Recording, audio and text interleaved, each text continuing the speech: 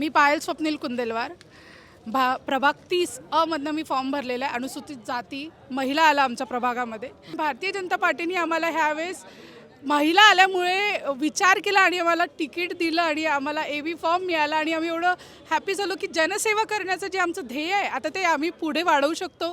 जनतेची सेवा करणं सोबतच आता नगरसेवक म्हणलं तर नगराचा संपूर्णपणे विकास करणं हे आमचं कर्तव्य आहेच, पण सोबतच महिलांचा व बालकांचा सुरक्षेपासून तर महिला सबलीकरण आणि सशक्तीकरणासाठी काम करणं हे माझं ध्येय आहे आणि त्यांच्या सुरक्षतेसाठी जे करू शकते ते 100% करण्याचा प्रयत्न आहे. जसं मी एक इंजिनियर आहे, पण टेक्निकली मी काय काम करू शकते माझ्या नगरामध्ये?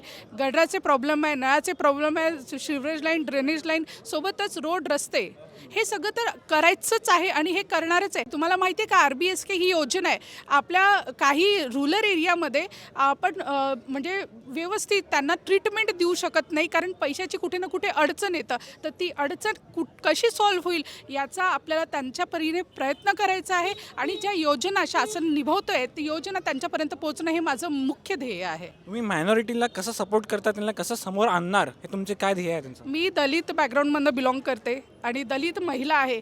तर आमचा 59 जे आमचे कास्ट आहे त्यांना वाढवण्यासाठी, जिथे मी म्हटलं ना भांडे प्लॉट एरिया, तिथे माझा समाज खूप जास्ती आहे. विहारांमध्ये एक लायब्ररी लहान मुलांसाठी असो किंवा एक ग्रॅज्युएट विद्यार्थ्यासाठी असो, त्यांच्यासाठी काम करणं, त्यांच्यासाठी शिक्षणाचा एक मार्ग मोकळा करून देणं, आणखी त्यांच्यापर्यंत शासनाच्या योजना ज्या विद्यार्थ्यांसाठी आहे त्या पोहोचवणं हे काम राहील. सोबतच आपल्याला माहिती आहे की तिथे पुरुष आणि महिला अशा जागेमध्ये ना महिलांसाठी खूप काम करणं गरजेचं असतं, माझ्या दलित समाजासाठी, कारण यांना सशक्त करणं, सबल करणं हे आजच्या काळाची गरज आहे. तुमचं काम फक्त त्यांना शिक्षित करणं नाही तर बाकी लोकांची, आम जनतेची मदत करणं पण आहे. एक्झॅक्टली. जे लोक असतात त्यांच्याकडे कचरा गाड्या पोहोचत नाही आहे, त्यांच्याकडे पाणी पोहोचत नाही, जे पाणी आहे ते पण साफसुथरं नाही येत आहे, तर त्यासाठी तुम्ही कशा स्टेप घेणार आहे? आता मी जेव्हा बोलले, माझं इंट्रोडक्शन दिलं, मी म्हटलं की नगराचा सर्वांगीण विकास करणं हे एक नगरसेवकाचं काम असते.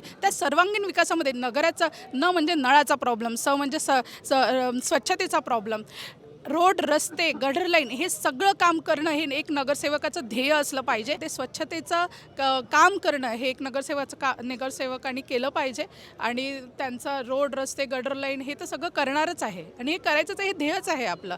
पण सोबतच जे विजन आहे ते बालकांपर्यंत, कारण मी म्हटलं ना मी रूरल आणि अर्बन दोन्ही क्षेत्रामध्ये आहे, तर त्यांचा विकास कसा होईल, सर्वांगीण विकास कसा होईल त्याचा विचार आम्हाला करायचा आहे.